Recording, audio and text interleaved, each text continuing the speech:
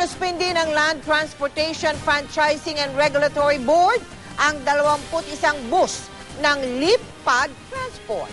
Kasunod ng pagkakabangga ng isa nilang unit sa isang fuel tanker sa SLEX. 2 ang patay sa naturang aksidente.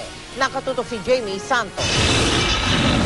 Hindi muna makakabiyahe ang 21 unit ng Lipad Transport matapos mapatawan ng 30-day preventive suspension ng LTFRB. Kasunod ito ng aksidenteng kinasangkutan kahapon ng mabanggang isang fuel tanker sa SLEX na ikinamatay ng konduktor nito at isang pasahero. Inihatid ng taga-LTFRB sa nakalistang address ng Lipad Transport sa kanilang record ng suspension order. Pero sa halip na sa garahe ng mga bus, sa bahay ng operator na si Wendell Lipad sa Quezon City nakalista ang address. Tumangging magpakilalang manugang ni Lipad na tumanggap ng suspension order. Tumanggi rin ito magpa-interview. Hindi rin daw makakapagpaunlak ng interview ang kanyang biyenan dahil na-stroke daw ito.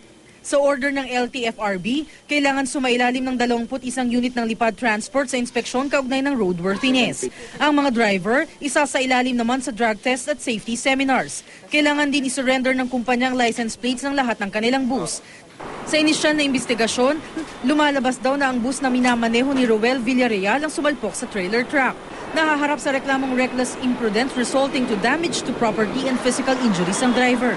Maaari pang madagdagan ito ng reckless imprudence resulting to homicide pag nagsampa ng reklamo ang kaanak ng 2 namatay. Jamie Santos, Nakatutok, 24 Oras.